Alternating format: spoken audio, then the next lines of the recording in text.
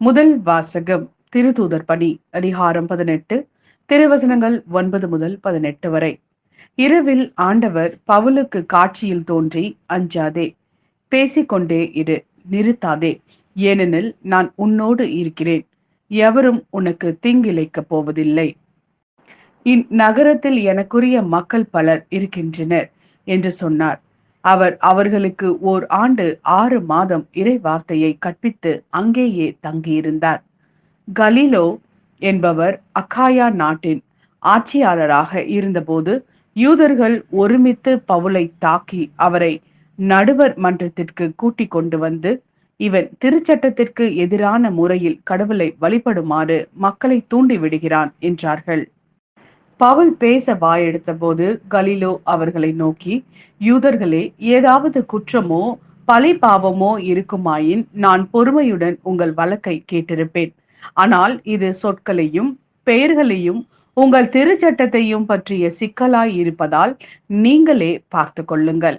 இதில் நடுவராய் இருக்க நான் விரும்பவில்லை என்று கூறி அவர்களை நடுவர் மன்றத்திலிருந்து துரத்திவிட்டார்.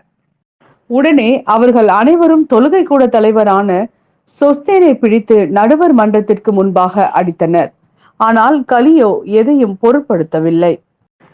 பவுல் பல நாட்கள் கொரிந்துவில் உள்ள சகோதர சகோதரிகளிடம் தங்கியிருந்தார். அவர்களிடமிருந்து விடைபெற்று கொண்டு தம் நேர்த்தி கடனை நிறைவேற்ற கெங்கிரேயா நகரில் முடிவெட்டி கொண்டு அகிலா, பிரிஸ்கிலா ஆகியோருடன் சிரியாவுக்கு கப்பல் ஏறினார். இது ஆண்டவரின் அருள்வாக்கு. இறைவா, உமக்கு நன்றி.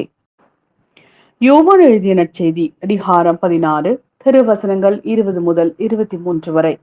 உறுதியாக உங்களுக்கு சொல்கிறேன், நீங்கள் அழுவீர்கள், புலம்புவீர்கள், அப்போது உலகம் மகிழும்.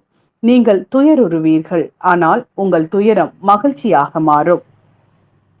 பிள்ளையை பெற்றெடுக்கும் போது தாய் தனக்கு பேறுகாலம் வந்துவிட்டதால் வேதனை அடைகிறார். ஆனால் பிள்ளையை பெற்றெடுத்த பின்பு உலகில் ஒரு மனித உயிர் தோன்றியுள்ளது என்னும் மகிழ்ச்சியால் தம் வேதனையை அவர் மறந்து விடுகிறார். இப்போது நீங்களும் துயருறுகிறீர்கள், ஆனால் நான் உங்களை மீண்டும் காணும் போது உங்கள் உள்ளம் மகிழ்ச்சி அடையும். உங்கள் மகிழ்ச்சியை யாரும் உங்களிடமிருந்து நீக்கிவிட முடியாது. அந்நாளில் நீங்கள் என்னிடம் எதையும் கேட்க மாட்டீர்கள். நீங்கள் என் பெயரால் தந்தையிடம் கேட்பதையெல்லாம் அவர் உங்களுக்கு தருவார் என உறுதியாக உங்களுக்கு சொல்கிறேன்.